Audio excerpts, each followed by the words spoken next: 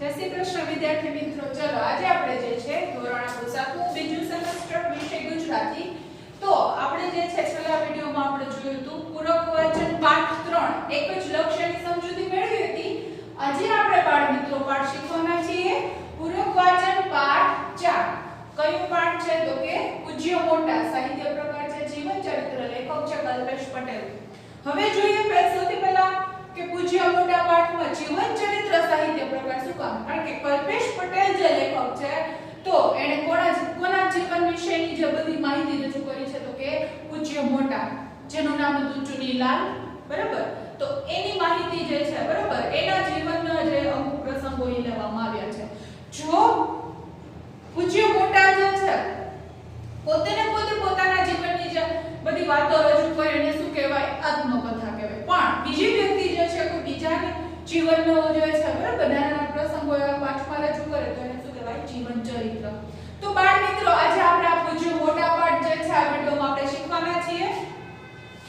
હવે આપણે જોઈએ કે શું એવું જરૂરી છે કે કોઈ પણ વ્યક્તિ જે હોય, બરાબર, કે અતિશય ધનવાન હોય તો જે ભણવામાં આગળ વધી શકે તો કે ના, એવું હોતું નથી.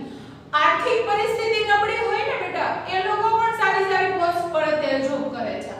ઘણા બધા કષ્ટ વેઠીને પોતે જે છે, બરાબર, એનું જે લક્ષ્ય હોય, ધ્યેય હોય, નક્કી કર્યું હોય કે મારે ડોક્ટર બનવું છે, મારે એન્જિનિયર બનવું છે, મારે આ ઓફિસર બનવું છે, નક્કી કર્યું હોય તો એ ત્યાં પહોંચી શકે છે. પણ એના માટે જરૂર હોય છે લગન, જેને કહે કે એના માટે તમારે જે છે એ ઘણા કષ્ટો વેઠવા પડે, બરાબર, એવી મુશ્કેલીમાંથી બહાર નીકળવું પડે.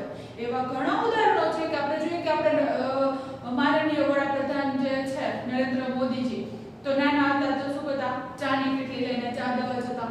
અબ્દુલ કલામ વૈજ્ઞાનિક એ શું કરતા તો કે પાર્ટ ટાઈમ જે છે એ ભણતા, પાર્ટ ટાઈમ જે છે એ શું કરતા? છાપાઓ વેચવા જતા.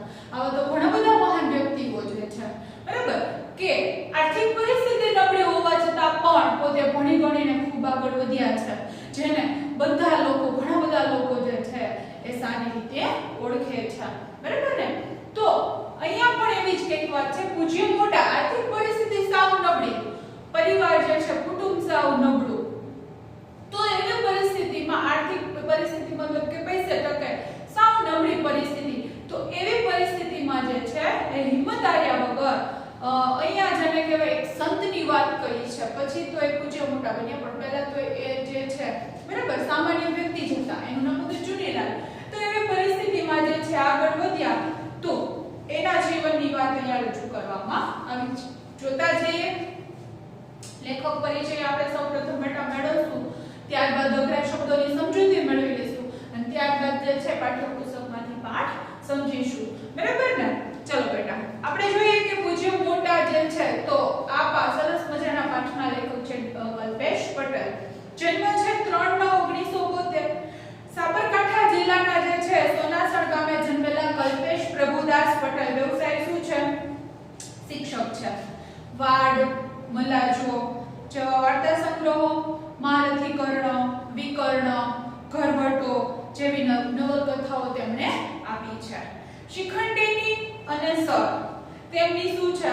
લઘુ નવલો છે. તો મામાનું ઘર નામે શું છે તો કે જીવન ચરિત્ર પણ તેમણે આપ્યું છે અને તેમના પુસ્તકોને જે છે શું છે તો કે ગુજરાત સાહિત્ય અકાદમીના પારિતોષિકો પણ મળેલા છે. તો આ લેખક પરિચય થયો. ચલો બેટા હવે જે અઘરા શબ્દોની સમજૂતી મેળવી લઈએ. પરમ હિતકારી, પરમ હિતકારી એટલે તો કે ભલું કરે તેવા, આપણું સારું કરે તેવા. વેઠીને મતલબ સહન કરીને. ઉમદા તો શ્રેષ્ઠ, સારા. રંગાટીકા એટલે રંગને લગતું કામ, એને શું કહેવાય? રંગાટીકા. પંથક એટલે શું? પ્રાંત, પ્રદેશ. ત્યાર પછી છે કથળવું, કથળવું મતલબ બગડવું. ત્યારબાદ છે ગુજરાન, ગુજરાન એટલે ભરણ પોષણ. કાલા તો શું? કાલા એટલે કપાસના ચીંડવા. હર પડે તો દર ક્ષણે. તત્પર એટલે તૈયાર. મંજૂર એટલે શું તો કે કબૂલ. ખેવના તો શું થશે? ઈચ્છા. હવે જોવો પછીનો શબ્દ છે ઘાલમેલ. ઘાલમેલ એટલે ખટપટ, પ્રપંચ. ઉત્કર્ષ એટલે વિકાસ, પ્રગતિ. સત્યાગ્રહ એટલે શું તો કે ભારતની જે છે આઝાદી માટેનો સંઘર્ષ, એને શું કહેવાય? સત્યાગ્રહ. સ્મારક એટલે કોઈની સ્મૃતિમાં રચવામાં સ્થાન. ઔદાર્ય એટલે ઉદારતા, યથાશક્તિ એટલે શક્તિ મુજબ, બરાબર. કોઈની સ્મૃતિમાં જે છે એ સ્મારક આપણે છે ને કઈને રચવામાં આવે, કોઈની યાદમાં. સ્મૃતિ એટલે શું? તો કે યાદ. તો એની યાદમાં રચવામાં આવતું સ્થાનને શું કહેવાય? સ્મારક કહેવાય. ચલો બેટા, હવે જે છે પાઠ્યપુસ્તકમાં તમે પણ મારી સાથે જોતા જશો. સંસ્કૃત ભાષામાં સંતોને પરમ હિતકારી કહ્યા છે. સંસ્કૃત ભાષામાં સંતોને શું કહેવામાં આવ્યું છે? સંતો એટલે જે સારા એવા સંતો છે, પાખંડી લોકોની વાત નથી કરી. શું કામે પરમ હિતકારી? તો કે પોતાનું ભલું કરે છે, એનું જીવન ઘસી નાખે છે, બરાબર. ધૂપસળી જેવું હોય છે, પોતે બળીને બીજાને જે છે ધૂપસળી શું કરે? સુવાસિત કરે છે, સુગંધ ફેલાવે છે. એવી રીતે સંતો જે છે એ હંમેશા શું કરશે? એને સંસાર સાથે લેવાનું દેવા નથી હોતા, પણ એ બીજું એ શું કરશે? તો કે બીજાનું ભલું કરતા હોય છે, પોતાનું જીવન ઘસીને. તોડી આપણી ભાષાના એક કવિએ તો ગાયું છે કે શાંતિ રે પમાડે તેને સંત કહીએ, બરાબર. કે જે શાંતિ પમાડે એટલે શાંતિ આપે છે ને શું કહેવાય? સંતો કહેવામાં આવે છે. સંતો છે એ કેવા છે? વૃક્ષો જેવા છે. વૃક્ષો પણ જો પરોપકારી છે, કે વૃક્ષ ગમે એટલું મોટું વૃક્ષ હોય, કે ગુણ વૃક્ષ હોય, તો એને એનો છાંયો કામ આવતો નથી. કોના માટે હોય છે? પશુ પક્ષીઓ માટે, બીજા મુસાફરો માટે, બરાબર. બધા બીજા માટે હોય છે. પોતે તાપ વેઠીને બીજાને છાંયડો આપે અને પથ્થરમાં નાની ફળ આપે. વૃક્ષ કેટલું પરોપકારી છે, બરાબર. કે પોતે તડકો સહન કરશે, તડકામાં ઊભું છે, બીજાને છાંયો આપે છે. જેને કોઈ પથ્થર મારે છે તો એને જ ફળ આપે છે, બરાબર. માનવ સેવાનું હિત જેમને એ વસ્યું છે એવા એક સંતને એની વાત કરવામાં આવી છે. એમનું નામ છે પૂજ્ય મોટા. કેમ? લોકોની સેવા કરવી, બસ એ જ એના માટે મહત્વનું હતું. એવા એક સંતની વાત છે આ પાઠમાં. એનું નામ શું છે? પૂજ્ય મોટા. તો કે હા, એ વાત સાચી છે કે પૂજ્ય મોટા તો એ પછીથી બન્યા, બરાબર. પણ પોતાના ઉમદા કાર્યો થકી, ઉમદા મતલબ શ્રેષ્ઠ, એના એવા સારા કાર્યો હતા કે જેથી કરીને તેઓ સારા એવા એક પૂજ્ય મોટા જે છે બન્યા. પહેલા તો તેઓ પણ મારી તમારી જેમ શું હતું? સામાન્ય માણસ હતા. એમનું બાળપણનું નામ શું હતું? પૂછશો તો બેટા તમને લોકો. પૂજ્ય મોટાનું બાળપણનું નામ ચુનીલાલ ભગત. ખાસ યાદ રાખવાનું છે. વડોદરા જિલ્લામાં આવેલું સાવલી ગામ એમનું વતન. ઈસવીસન જે છે એમનું વતન કયો પૂછે શબ્દમાં, તો વડોદરા જિલ્લામાં આવેલું સાવલી ગામ.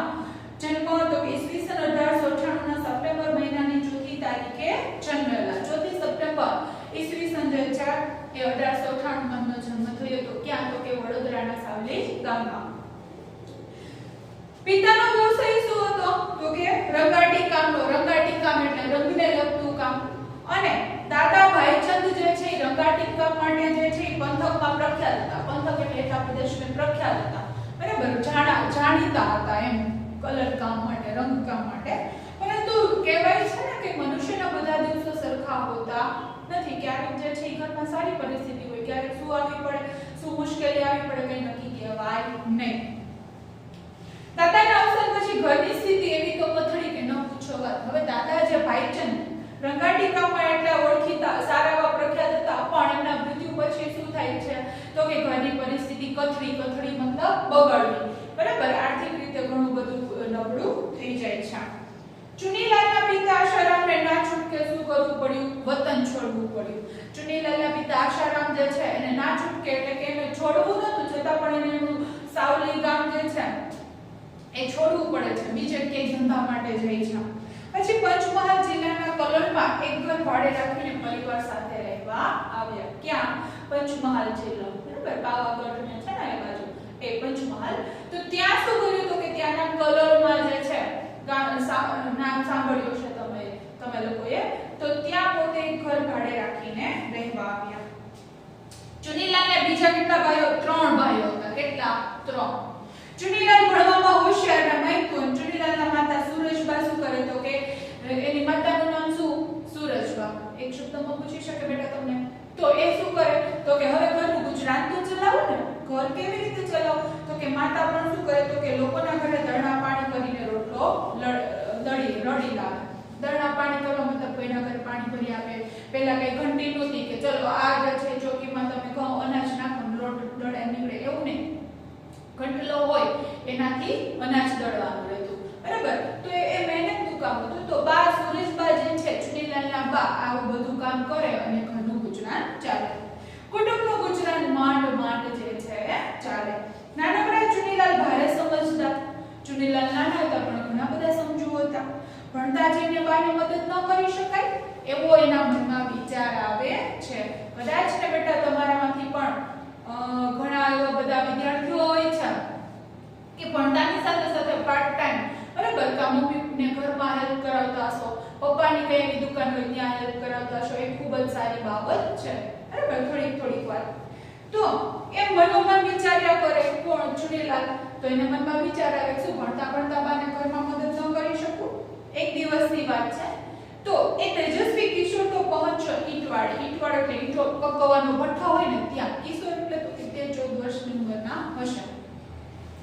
ભઠ્ઠાવાળા સામે છટાથી ઊભા રહીને કરે માટીની જે ઈંટ બનાવી પછી એને જે છે શું કહેવાય કે તાપ કરીને અગ્નિ કરીને પકવવામાં આવે જેથી કરીને ઈંટ કેવી મજબૂત પાકી બની જાય. તો એ તો ઈંટવાળા પહોંચી ગયા. તો ત્યાં જે છે એ શું કરે છે તો કે ભઠ્ઠાવાળાની સામે ઊભા રહે છે અને કહે કે મને કામ આપો. ભઠ્ઠાવાળો તો અબોશ બની ગયો. આશ્ચર્યચકિત થઈ જાય કે આવડો છોકરો વળી શું કામ કરી શકશે. તું શું કામ કરીશ છોકરા? ચોગડીને કહ્યું તારી ઉંમર તો ભણવાની છે. છાનો માને કે ઘરે જાય કે તારાથી આ ઈંટું પડશે નહીં કે. પરંતુ આ કિશોર તો જુદી જ માટીના બનેલા હતા. એને શું કીધું જરાય પૂછાયા વિના બોલે. એને તો જવાબ આપી દીધો કે હું તો ભણું જ છું પણ તમે જ કહો કે મારે બાને મદદ ન કરવી જોઈએ. બા એટલી થાકી જાય છે. તમે મને ઢીલો ન ગણશો. મારું કામ જોવો ને પછી મને કહેજો કે પહેલા તમે મને એકવાર મોકો તો આપો જેથી કરીને હું તમારે ત્યાં કામ કરી શકું. આ ઈંટવાળે ઈંટો ઉપાડવાનું કામ તેણે શું કર્યું કરવા માંડ્યું. પોતે જે છે ઈંટ ઉપાડવાનું કામ કરે છે. કોઈ વાર કડિયા કામે પણ છે જો ઘણા બધા જે છે ને કામોમાં પોતે જોડાઈ ગયા હતા. પછી શું કરે કોઈ વાર ઈંટવાળે પહોંચી જાય કામ કરવા. કોઈ વાર એવું થાય કે કડિયા કામ જ્યાં મકાન ચણાતા હોય ત્યાં જાય કામ કરવા માટે. અરે કપાસના કાલા એટલે શું ચીંડવા. તમે લોકોએ ખેતરમાં જોયા હશે કપાસનો છોડ હોય એમાં ચીંડવા હોય ને એ. તો એ વીણવાથી માંડીને ખેતરમાં ડાંગર રોપવાનું કામ પણ કરે. ડાંગર મતલબ ચોખા. એ બધા કામ એમણે હોશે કર્યા. ખૂબ ઉત્સાહથી જે છે કર્યા. પરિવારમાં પણ સૌની ચિંતા કરવાની અને એવી ટેવને કારણે ચુનીલાલ સદગુણી બન્યા. જો પરિવાર બીજા ઘરના સભ્યોની પણ શું કરે તો કે ચિંતા કરે અને એનાથી જ તો એ સદગુણી સારા ગુણવાળા વ્યક્તિ બન્યા. સારા સંસ્કારવાળા. એ જેવો મહેનતુ એવો ચીવટવાળો. જેવા મહેનતુ હતા એવા ચીવટ એટલે કાળજીવાળા હતા. જે કામ હાથમાં લે એમાં પોતાનો જીવ રેડી દે. જીવ રેડી દેવો એટલે તો કે જે છે પૂરેપૂરું મન દઈને કામ કરવું. કરવા ખાતર નહીં.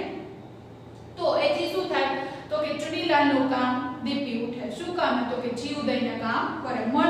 મન જેને કહે મન લગાવીને કામ કરવું. આપણે કોઈને એક જ કામ સોંપવામાં આવ્યું ન ગમે શું કરે કરવા ખાતર કરી આટો વેટો કરી જવા દે એવું નહીં. પણ ચુનીલાલ જે છે એમાં જીવ રેડી દેતા. મન દઈને જે છે કામ કરતા. તો જ તમારું કામ જે છે દીપી ઉઠે મતલબ દેખાય આવે. સરસ રીતે કામ થાય. તો બીજી એક ખૂબી પણ ખરી કે પણ જે કોઈને ભારે પડે નહીં. બીજાને મદદ કરવા પડે તો એ તત્પર. જો આ ચુનીલાલનો ફોટો છે બાજુમાં છે તો કે ક્યાંય પણ ગયા હોય તો કોઈને માથે ના પડે કે કોઈને નડવું ને એવું નહીં. ઉલટાનું શું કરે તો કે મદદ કરે. ચુનીલાલ મહેનત કરતા ગયા ભણતા ગયા. 4 ધોરણ સુધી કલોલમાં ભણ્યા. આવી રીતે કેટલા ધોરણ 4. પરંતુ આગળ ભણવા ક્યાં જવું? હવે એવો પ્રશ્ન થયો. છેવટે ક્યાં આવે છે? ગોધરા આવે છે. ભણતા જઈને મહેનત કરવાની પોતાની ટેવને વળગી રહ્યા. એક હવે શું થઈ છે જો એક વેપારીને ત્યાં પોતે કામે રહ્યા. ચુનીલાલનું કામ જોઈને વેપારી તો રાજીના રેડ થઈ ગયો. રૂઢિપ્રયોગ છે બેટા. રાજીના રેડ થઈ જવું એટલે ખૂબ જ ખુશ થવું, આનંદિત થઈ જવું. વેપારીને તો ચુનીલાલનું કામ ગમી ગયું. આવો કહ્યા કરો છોકરો તો એને મળે જ ક્યાંથી કે જેમ કઈ એમ કરે બરાબર. એને શું કહેવાય કહ્યા કરો ડાયો છોકરો. પરંતુ ચુનીલાલને અહીં ન ગોઠ્યું ને મતલબ ફાવ્યું નહીં. શું કામ? એની પાછળનું પણ એક કારણ હતું. તો કે કારણ કે વેપારી જે હતો એ પોતે જેમાં ઘાલમેલ કરતો તો વેપારમાં. ઘાલમેલ મતલબ તો કે ખટપટ પ્રપંચ કોઈને ઓછું જોખી નાખવું નવું બધું. પણ એવું કરાય નહીં. તો ચુનીલાલને ન ગમ્યું. એટલું જ નહીં ચુનીલાલ પણ પોતાની જેમ વર્તે એવું ઈચ્છતો હતો. પણ પોતે તો ઘાલમેલ કરતો જ તો એના વેપારમાં પણ ઉલટાનું એ પણ એવું ઈચ્છતો હતો કે ચુનીલાલ પણ મારી જેમ કરે. ચુનીલાલને એવું ક્યાંથી મંજૂર હોય? એને એવું ગમ્યું ને કે હું તો જે છે કોઈ દિવસ કે ગ્રાહકને છેતરું ને એટલા માટે શું કર્યું? એ તો સત્યનો વેપારી બનવા માંગતો હતો. હા, એ વેપારી બનવા માંગતો હતો ચુનીલાલ, પણ કેનો? સત્ય એટલે સત્યનો. હંમેશા સત્યનો જે છે બરાબર, સત્ય જ કરવાનું, સાચું જ કરવાનું. તો વેપારીની નોકરીને એને શું કર્યું? સ્વમાન ભેર છોડી દીધી, રાજી ખુશીથી છોડી દે છે. અને પછી ક્યાં જાય છે? તો કે એમણે પેટલાદનો રસ્તો લીધો. બરાબર, તો પોતે જે છે કલર પછી ગોધરા ગયા, ત્યાં પછી એક વેપારીને ત્યાં પણ કામે રહ્યા. હવે ગોધરાથી પછી ક્યાં જાય છે? તો કે પેટલાદ, ત્યાં પોતે જાય છે. હવે જુઓ, પેટલાદમાં ચુનીલાલે આગળનો અભ્યાસ શરૂ કરી દીધો અને એમના સદનસીબ, જો એના નસીબ સારા હશે તો એ પ્રભાબા નામના એક દયાળુ બહેનને એને શું થયું? મદદ મળી.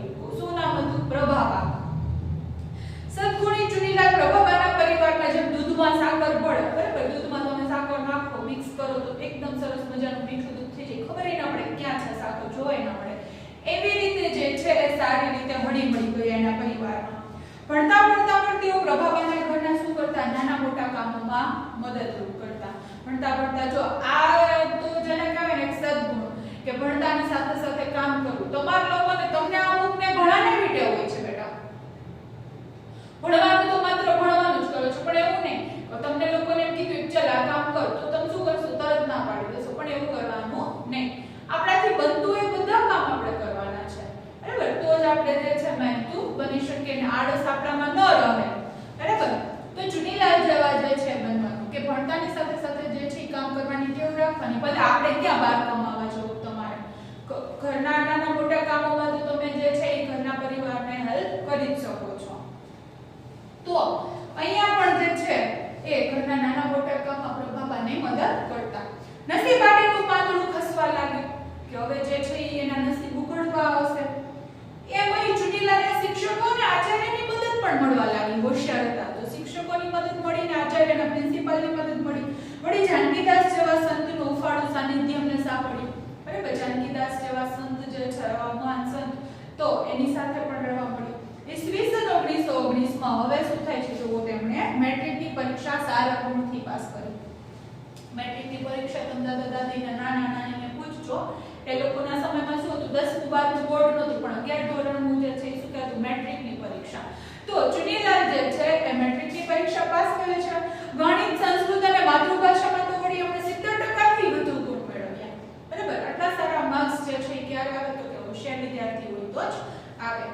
કોલેજનું શિક્ષણ મેળવવા ચુનીલાલ વડોદરા ગયા અને વડોદરામાં શું થયું? તો કે રહેવાની વ્યવસ્થા તો જેમ તેમ કરી થઈ શકી, પણ હવે શું થાય છે? જમવાનો પ્રશ્ન કેવો હતો? સૌથી મોટો. તો રહેવાનું તો થઈ ગયું, પણ જમવાનું નહોતું થતું. જમવા માટે તો માંડવી વિસ્તારની વૈષ્ણવોની હવેલીએ ચાલીને જતા અને આમ પાર વિનાના દુઃખો વેઠી અને તેઓ બીએના છેલ્લા વર્ષમાં પહોંચ્યા. જુઓ છે ને અઘરી વસ્તુ, કે વૈષ્ણવોની હવેલીએથી ત્યાં સુધી ચાલીને જાય, કારણ કે ત્યાં પ્રસાદ જે છે ફ્રીમાં આપતા હોય એટલા માટે મંદિરે. તો આમ ઘણા બધા પાર વિનાને એટલે પુષ્કળ પ્રમાણમાં આવા દુઃખો વેઠ્યા અને પછી જે છે કોલેજના છેલ્લા વર્ષ સુધી પોતે પહોંચ્યા. જોઈએ પછી તો કે એ સમયગાળામાં જ મહાત્મા ગાંધીજીના નેતૃત્વ હેઠળ આઝાદી માટેનો સત્યાગ્રહ શરૂ થયો. સત્યાગ્રહ એટલે ભારતની આઝાદી માટેનો સંઘર્ષ ગાંધીજી સાથે જે છે ત્યારે ચુનીલાલ પણ દેશ સેવા કરવા માંગતા હતા. એમને પણ દેશની સેવામાં જોડાવતું, લોકોની સેવા તો કરતા જ હતા. આઝાદીના જંગમાં એમણે ઝંપલાવ્યું, એટલે કે આઝાદીની લડત માટે પોતે ગાંધીજી સાથે જોડાય છે. પરંતુ એમને સિવાય કુટુંબની જવાબદારી હતી અને પોતે સારું ભણી લે તો જ કુટુંબને ઉપયોગી થઈ શકે એમ હતા. સિલેટ એના માથા પર એક જવાબદારી પણ હતી પરિવારની, કે જો પોતે સારું ભણે તો જે કુટુંબને મદદરૂપ થઈ શકે. તો હવે સામે પક્ષે છે એ શું હતું? ભારત માતાનો પોકાર સાંભળીને જંગમાં કૂદી પડવાનો મડકો પણ ઉઠતો હતો. સામે પક્ષે એવું પણ હતું કે ભારત માતા હતી, આપણો દેશ હતો, જો દેશ આઝાદ થાય તો આપણે લોકો સારી રીતે દેશના લોકો જીવી શકે. તો એક બાજુ એ પણ હતું. ચુનીલાલે મનોમંથન કર્યું એટલે સતત વિચાર્યું હવે શું કરવું, કે પરિવારનું ધ્યાન રાખવું કે દેશની આઝાદીની લડતમાં જોડાવું. અંતે સ્વાર્થ સામે પરમાર્થ જીત્યો. સ્વાર્થ જે જોતો એ વખતે આપણે પરિવારનું ભલું ઈચ્છ્યું હોત ને તો એનો પોતાનો સ્વાર્થ કહેવાત, પણ પરમાર્થ એટલે પરોપકાર, બીજાનું ભલું ઈચ્છ્યું અને દેશની સેવામાં પોતે જોડાઈ જાય છે.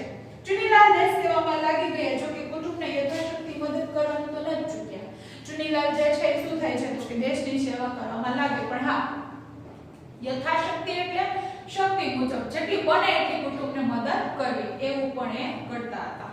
હવે જોઈએ પછી તો ચુનીલાલ ગાંધીજીએ સ્થાપેલી ગુજરાત વિદ્યાપીઠમાં પોતે જોડાય છે અને નાના મોટા કામ કરીને તેઓ પોતાનો શું કરતા તો કે રહેવાનો જમવાનો ખર્ચ કાઢી લેતા.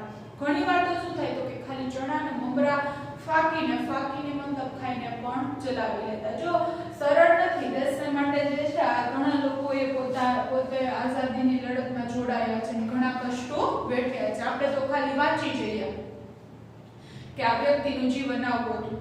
દેશ સેવા કરતા આપણે ભણવાનું ચાલુ રાખ્યું પાછું. એ વખતનું આપણું નોંધપાત્ર કામ ને શું હતું? હરિજન સેવા, હરિજન લોકો, બરાબર. તો હરિના જન જેને કહેવાય હરિજન લોકોની સેવા કરવાનું કામ હતું, બરાબર. શું કામ હતું કે એ વખતે જે છે એ એક જ્ઞાતિના લોકોને સાવ જે છે જેને અછૂત માનવામાં આવતા, કોઈ પણ અધિકારો ત્યારે નહોતા મળતા. ધીમે ધીમે એમનું મન ભક્તિ ભણી ઢળવા લાગ્યું. ભણી મતલબ તરફ ધીમે ધીમે શું થાય છે તો કે એમનું મન જે છે એ ભક્તિ તરફ, ઈશ્વરની ભક્તિ તરફ ઢળવા લાગે છે. શરીરનું સ્વાસ્થ્ય પણ વારંવાર લથડવા લાગ્યું મતલબ હવે શરીર પણ જે છે બગડવા લાગે છે. માંદગીની સ્થિતિમાં તેઓ પ્રાર્થનામાં લીન થઈ જતા અને ભગવાન મારી સાથે છે એવો ભાવ તેઓ સતત અનુભવતા. એવું એમને ફીલ થતું, અનુભવ થતો કે ભગવાન હંમેશા મારી સાથે છે. તેમણે ચુનીલાલે ઈસવીસન 1924માં એવો ભાવ તેઓ સતત અનુભવતા અને ધર્મ સાધનામાં લીન રહેતા. ચુનીલાલે એ દિવસોમાં જ બાલયોગીજી મહારાજના સંપર્કમાં આવ્યા અને તેમણે જે છે શું કર્યું? ચુનીલાલને જે છે ઈસવીસન 1924 અને વસંત પંચમીના દિવસે ત્યારે જે છે એ દીક્ષા આપી અને હવેથી તેઓ શું બન્યા? એના ગુરુના દીક્ષા આપે છે. પૂજ્ય મોટા ત્યારથી બન્યા. ત્યારથી ઈસવીસન 1924 વસંત પંચમીના દિવસે બાલયોગીજી મહારાજની પ્રેરણાથી પ્રેરાઈને તેઓએ શું કર્યું તો કે મધ્યપ્રદેશના સાઈખેડા ગામે રહેતા ધૂણીવાળા દાદા કેશવાનંદજીના શરણે ગયા અને ગુરુ કેશવાનંદજીએ એને ઉપદેશ આપ્યો, બોધ આપે છે. એ પછી તો પૂજ્ય મોટાએ મનુષ્યના મનનો મેલ ધોઈ, બરાબર, જે મનુષ્યનો મનનો મેલ મતલબ જે ખરાબ વિચારો નાતે હોય એને સંસ્કારિત કરવાનો જાણે ભેખ લીધો મતલબ કે ધ્યેય માટે જે છે જીવન સમર્પિત કરી દીધું કે લોકોની અંદર સારા સંસ્કારોનું સિંચન કરવું, લોકોને સદ્ગુણી બનાવવા, બરાબર, ખરાબ વિચારો જે છે લોકોના દૂર કરવા, એવું એણે ભેખ લીધો મતલબ કે એવું નક્કી કરી લીધું. પાણીમાં રહીને જે રીતે કમળ શું કરે છે? પોતાની સુગંધ ફેલાવે છે. પાણી કેવું? પાણી કાદવ હોય તો પણ કમળ કેટલું સરસ મજાનું ફૂલ, દેવોના શિર પડેલું સ્થાન છે, સુગંધ ફેલાવે છે અને સરોવરની શોભા વધારે. એ રીતે પૂજ્ય મોટાએ પણ શું કર્યું? સંસારમાં રહી અને માનવ જીવનને સુખી અને ઉન્નત બનાવવાનો ઉદ્યમ આદર્યો. સામાજિક અને આધ્યાત્મિક પ્રવૃત્તિઓ માટે એમણે શું કર્યું તો કે નડિયાદમાં તેમજ સુરત પાસેના રાંદેરમાં હરિઓમ આશ્રમની સ્થાપના કરી. એવું પૂછે તમને કે પૂજ્ય મોટાએ કયા આશ્રમની સ્થાપના કરી હતી તો કે હરિઓમ આશ્રમની સ્થાપના કરી હતી. પૂજ્ય મોટાએ મૌનનો ભારે મહિમા કર્યો. મૌન, ચૂપ રહેવું, બરાબર, અને હંમેશા ધ્યાનમાં બેસવું. વળી નામ સ્મરણ દ્વારા પ્રભુની ઉપાસના કરવા સૌને પ્રેરણા આપી કે ભગવાનના જે છે પ્રભુના નામ લ્યો, બરાબર, પ્રભુનું સ્મરણ કરો, પ્રભુને યાદ કરો એવું ઈચ્છતા લોકોને કહેતા. પૂજ્ય મોટાનું એક ઉમદા એટલે શ્રેષ્ઠ કાર્ય છે એ કદી નહીં ભૂલાય. કયું તો કે બાળકો સારી રીતે ભણી શકે એ માટે એમણે શું કર્યું? પ્રાથમિક શાળાઓમાં અસંખ્ય ઓરડાઓ એટલે ઘણા બધા ક્લાસરૂમ તો એ બંધાવ્યા. 60-70 વર્ષ પહેલા સાચે છે બહુ મોટો એક ઉમદા કાર્ય હતું, બરાબર. ઉમદા એટલે શ્રેષ્ઠ, સારામાં સારું કહી શકાય એવું એક શ્રેષ્ઠ કાર્ય એણે કર્યું કે કોઈ પણ બાળક જે છે એ પ્રાથમિક શિક્ષણ મેળવવામાં દુઃખી થવું જોઈએ નહીં, કારણ કે પ્રાથમિક શિક્ષણ તો જ મુખ્ય પાયો છે, બાકીનું ઉચ્ચ શિક્ષણ તો તમે ગમે ત્યાં લઈ શકશો. એવી જ રીતે જ્ઞાનની પ્રવૃત્તિઓને વેગ મળે માટે પારિતોષિક પુરસ્કારો પણ શરૂ કર્યા. જો પુરસ્કારો કે કોઈ પણને જે છે જ્ઞાનની પ્રવૃત્તિ તમે કઈ સારા કામો કરો છો તો બરાબર તો તમને જે છે એવોર્ડ મળવો જોઈએ એવું એને ચાલુ કર્યું. પારિતોષિકો, પુરસ્કારો, મોટા ઇનામો. જ્ઞાન ગંગોત્રી જેવા પ્રકાશનો પણ એમના દ્વારા થયા. સમાજનો ઉત્કર્ષ થાય એટલે કે સમાજનો જે છે વિકાસ થાય, સમાજની પ્રગતિ થાય, બરાબર. મનુષ્યમાં સાહસ છે, સત્કાર છે, સહકાર, ત્યાગ, બરાબર, અને ઔદાર્ય જેવા ગુણો વિકસે માટે પૂજ્ય મોટાએ શું કર્યું તો કે સતત પ્રયત્નો કરતા હતા. લોકોની અંદર કેવા ગુણો વિકસે તો કે લોકોનો સમાજનો ઉત્કર્ષ થાય, સમાજનો વિકાસ થાય, મનુષ્યની અંદર સાહસ છે, પછી ત્યાર પછી સહકાર, ત્યાગ અને ઔદાર્ય. ઔદાર્ય એટલે ઉદારતા, ત્યાગ એટલે ત્યાગની ભાવના, જતું કરવું. તો આવા ગુણો વિકસે માટે આપણે ઘણા પ્રયત્નો કર્યા. એમની મહાનતા તો જુઓ, બરાબર, કે આપણે તો ખાલી વાતો કરી જાણીએ કે પરોપકારના અસંખ્ય કાર્યો કરવા છતાં આપણે નામની ખેવના ન ઈચ્છી કે મારી નામના ખેવના એટલે ઈચ્છા કે મારી નામના મારી વાહવા થવી જોઈએ, એવું કોઈ દિવસ એને કહ્યું નહોતું. એટલું જ નહીં, પોતાના દેહાવસાન પછી, દેહાવસાન એટલે મૃત્યુ, પોતાના મૃત્યુ પછી પણ પોતાનું સ્મારક ન બને એ માટે પૂજ્ય મોટા સાવધાન રહ્યા. એણે એ વાતનું ધ્યાન રાખ્યું કે સ્મારક એટલે કે કોઈનું જે કોઈની યાદમાં રચવામાં આવતું સ્થળ, બરાબર, એની પછી મૂર્તિ બેસાડવામાં આવે ને સ્મારક કહેવાય, કોઈની યાદમાં એ બનાવવામાં આવે. તો એણે ના જ પાડી હતી, એનું ધ્યાન રાખ્યું કે એનું સ્મારક હોવું જોઈએ નહીં. લોકોનું જીવન સુખમય બને એ દિશામાં તેઓ શું કરતા તો કે સતત અને સતત કાર્યરત રહેતા અને દેહ માટે સાચા અર્થમાં ધર્મ, દેહ જે છે શરીર, દેહ એટલે શરીર શું છે એમને માટે સાચા અર્થમાં ધર્મનું સાધન હતું. શું? શરીર. હવે જોઈએ 23મી જુલાઈ 1976 ના દિવસે મહીસાગરના કાંઠે ફાજલપુરમાં પૂજ્ય મોટાએ શું કર્યું? દેહ ત્યાગ કર્યો. મહીસાગર નદીના કાંઠે ફાજલપુરમાં તેઓ જે છે ભલે દેહથી આપણો સાથ છોડી ગયા હોય, જો અહીંયા લેખક શું કહે છે, ભલે કે શરીરથી એનું મૃત્યુ થાય છે, ભલે આપણી સાથે નથી, પરંતુ તેના ઉત્તમ વિચારોને, ઉમદા જે કાર્યો છે, એના સારા સારા જે વિચારો હતા, ઉમદા કાર્યો, એના શ્રેષ્ઠ કાર્યો જે છે એ વર્ષો સુધી આપણા સૌ સારું મુકતા ગયા છે. આપણા સૌ સારું મતલબ આપણા માટે મુકતા ગયા છે, એ આપણે ક્યારેય ભૂલી શકીશું નહીં. એના જીવનમાંથી આપણને પણ એવું શીખવા મળે છે કે આપણે પણ એના જેવા બનવાના પ્રયત્ન કરીએ. પોતાના પરોપકારના કાર્યો થકી મોટા બનેલા આ મહાપુરુષને હૃદયપૂર્વકના વંદન. જો પોતાના જો મોટા એમને બની જવાતું નથી, એવા સારા સારા કાર્યો હોવા જોઈએ. તો આવા લેખક કે છે, આવા હૃદય પુરુષ, આવા જે મહાન પુરુષને હૃદયથી જે છે આપણા વંદન હો. તો અહીંયા આપણે જોયું બાળ મિત્રો, પૂજ્ય મોટા એટલે ચુનીલાલ ભગતની વાત કરી કે આર્થિક પરિસ્થિતિ નબળી હોવા છતાં પણ પોતાના આત્મવિશ્વાસથી આગળ વધી અને સારા સારા કાર્યો કર્યા. લોકોની અંદર સારા સંસ્કારો, સદ્ગુણો જે છે આવે એવા કાર્યો કર્યા. સમાજનો વિકાસ થાય એવા કાર્યો કર્યા. આધ્યાત્મિક ભાવ પણ હતો, પ્રભુ પ્રત્યે જે છે એની પ્રાર્થના, બધું દેશના માટે થઈને પણ કાર્ય કર્યા. તો આટલું બધું જો કરીએ તો જ આપણે જે છે સાચા આપણે જોઈએ ને કે પૂજ્ય મોટા બની શકીએ. પૂજ્ય આ જે શબ્દ ત્યારે લાગે જ્યારે તમે સારા કાર્યો કરો છો, તો બરાબર, કે સાચા જ પૂજનીય છો, પૂજવાના લાયક છો તમે, બરાબર, કે આવા સંતોમાં જે છે આ વ્યક્તિની ગણના થાય છે, સારા સંતોમાં. તો બાળ મિત્રો, આ સરસ મજાની અહીંયા ચુનીલાલ ભગતની વાત કરવામાં આવી છે ને પોતે એના સારા કાર્યો થકી જે છે પોતે શું બને છે તો કે પૂજ્ય મોટા છે બને છે. ચલો બેટા, આશા રાખું છું કે તમને લોકોને આ પાઠ આવડી ગયો હશે. હવે આપણે એક જ પાઠ બાકી રહ્યો છે, પૂરક વાચન પાઠ 5, બરાબર. તો એની સાથે આપણે પાછા મળીશું નેક્સ્ટ વિડિયોમાં. ત્યાં સુધી આવજો બેટા. જય શ્રી કૃષ્ણ.